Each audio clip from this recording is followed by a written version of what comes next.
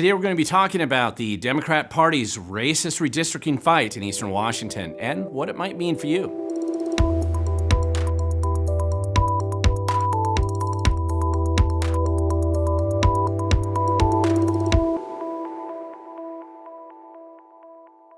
Thank you for watching. My name is Glenn Morgan, and this is We the Governed. And I just want to encourage you, if you want to learn more about what I'm talking about today, I do have a lot of details down in the video description if you want to get a little bit more background on some of that information. But as I mentioned earlier, even though Washington State recently had the redistricting situation where basically in Washington it's a nonpartisan redistricting commission where you have, and I should say nonpartisan, it's really a partisan, but that's set up so that both parties are supposed to agree on it, and you have members of both parties in this redistricting commission process, and that was it was just resolved recently, and there was some drama. I've done a video on this in the past.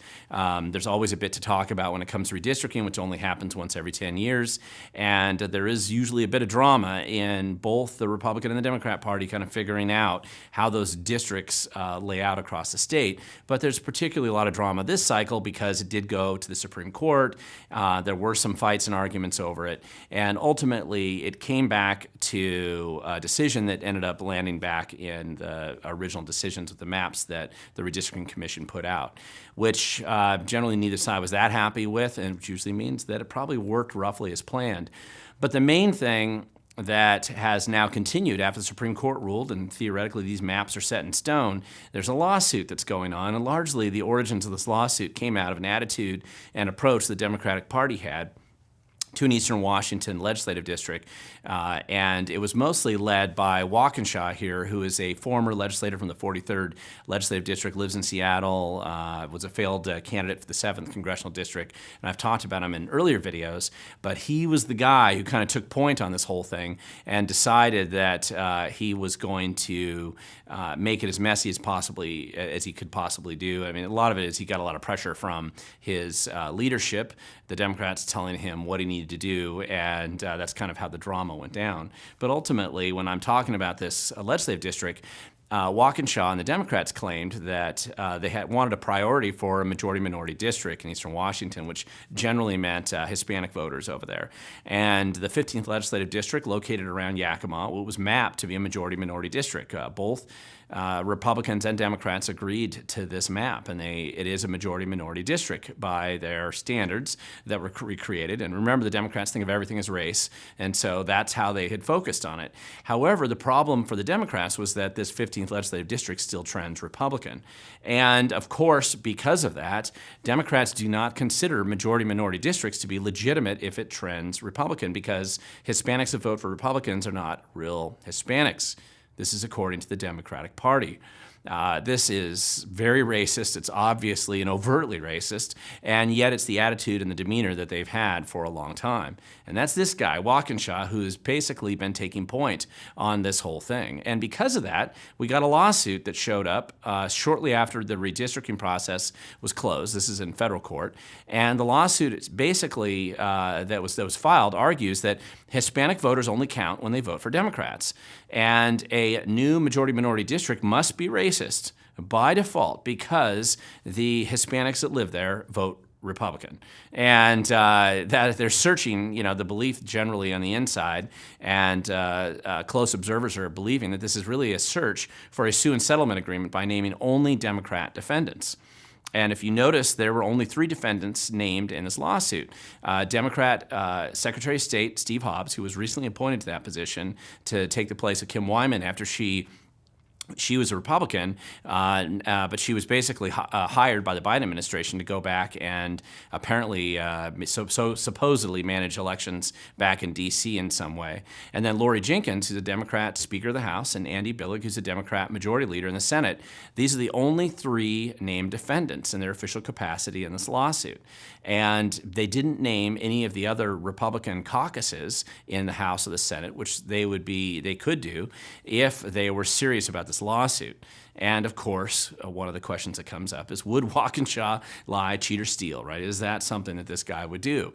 And of course, the question is not really so much whether he would or he wouldn't, but the question is, would he definitely try to find some slimy way to get a district somehow changed or redistricted after the whole process was over and the Democrats realize they're in trouble, particularly in the middle of a red wave. And then there's no reason not to make up any kind of elaborate schemes or claims, especially if you believe you can rig the legal system to get a sue and settlement agreement. And that appears to be the objective of what's going on. However, one of the things to notice about Willaukesha is that although he may have be in the middle of this, he's clearly willing to do other things that if you were a progressive and you cared and really believed in the progressive causes that you wouldn't do. And this is talking really more about a 5th legislative district race for Senate seat in 2020. And in that Senate seat, you had an incumbent, Mark Mullet, who was considered kind of a little bit more conservative, a little bit more moderate. As Democrats go, he's probably one of the few left in the legislature who actually understands math. And because of that, he was a great threat to Governor Inslee. So Governor Inslee actually came out and opposed Mark Mullet and supported his challenger, who was considered a much more leftist-leaning Democrat named Ingrid Anderson. And this was an incredibly close fight. I mean, Mark Mullet only won this race because the Republicans got behind him in that district. And it really came down to hand recounts where about 57 ballots separated the final decision in that race. It was just the narrowest of narrow margin votes in the 5th legislative district. However, when Willaukesha was doing the redistricting process, and remember, he's on the Senate side in theory, so he's focused more on the Senate ledge makeup, the Senate leadership decided that now with the red wave coming and control of either house of the legislature pretty much hanging in the balance over the next couple of election cycles, the Democrats want to desperately hold on to anybody they possibly can, and they wanted to take out Ingrid in the redistricting, which is what they did. They purposely took where she lives up north and basically cut it out of the 5th Ledge District to make sure that Mark Mullet had an easier path. Now, listen, that's great for those of us who care about math, but it should also be pointed out that if you're a Democrat and you really believe in elections that should be competitive and you don't want to cut out some of your progressive allies in this process, they wouldn't do this, but they did anyway. So why would they not go and do something crazy over in the 15th legislative district? Why would they not make racist claims that Hispanics that vote Republican can't possibly be real Hispanics? Because after all, Willaukesha is just going to do what he's told to do, and of course the concern then comes down, what will happen with this potentially sue and settle agreement? It's really worth paying attention to that. There's no guarantees it goes down that way. It's not in the Mickey Mouse court system that Washington State has. It is in federal court.